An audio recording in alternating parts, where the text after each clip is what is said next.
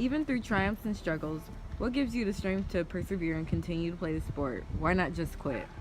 Well, you don't want to just give up, If it's something you love, you want to keep on doing it as much as you can. Take it as far as you can, Maybe you'll get discovered, take it professional, or continue in college. You know, it, some things can pay your way through college. Just take it as far as you can. You should never quit on it. What makes soccer such a significant factor in your life? Um, Soccer is just, something to take your mind off of everything else.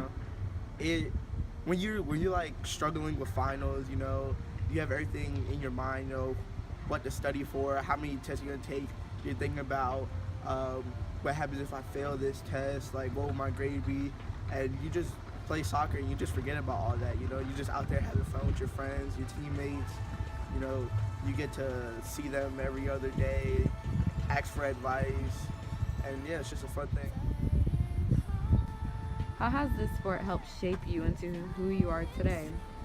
Well, when it comes to soccer, it's a real competitive sport, physical sport.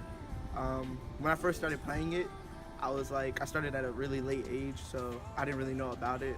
I was about 12, 13 when I first started playing it, and I was a softie. I didn't really know anything about it, and my teammates helped me out. They showed me how to use your body, how to get physical out there on the field, and good sportsmanship all around because there's people better than you, and you're just gonna accept that.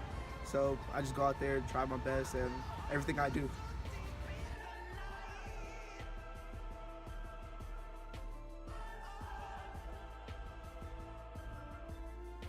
Denmark, what does it mean to you to be a coach? It means a lot to be a coach because I get the opportunity to give back to kids the same way that my coaches previously were able to give back to me. That's good. And so you guys are ranked this year. How does that feel? You guys are ranked this year. How does that feel? It feels nice to be ranked to get some recognition for the hard work that we put in, but we have a lot of goals that go beyond our rankings. We have a goal of being able to compete and win a state championship. And we know that our ranking has nothing to do with that. We just have to take care of each game as it comes along. That's good. So, you used to be an athlete. What pushed you? What pursued you? What made you want to do coaching? Anytime I think that you are participating in athletics and it means a lot to you, you get to a certain point where you still want to continue to be a part of it. And you know that as being an athlete yourself, that time kind of passes over.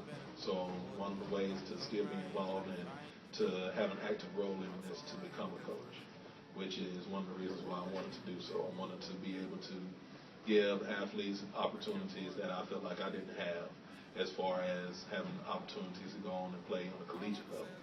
Even though I did go to college and play, it wasn't always pushed towards me from my coaches, and I want to make sure that young men that I have opportunity to work with get that opportunity.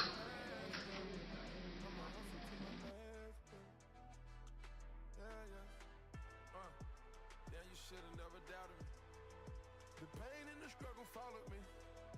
My daddy never been that bothered me. And these cold streets made a man of me. Knew a time it'll come, they doubt me. Had to keep them OGs round me.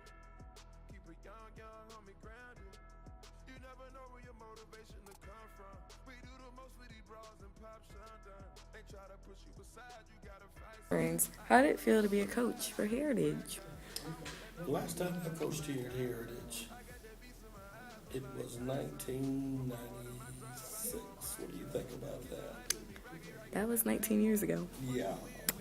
And the last time I coached at Edwards, it was 2001. And, to me, it was a lot like the classroom. You're teaching, you're instructing, and sometimes it's a lot easier to teach when students are in motion, believe it or not, than when they're sitting and listening and receiving. And athletics is such a big part of our lives. It was a big part of my life growing up. And so I thoroughly enjoyed it, being able to kind of,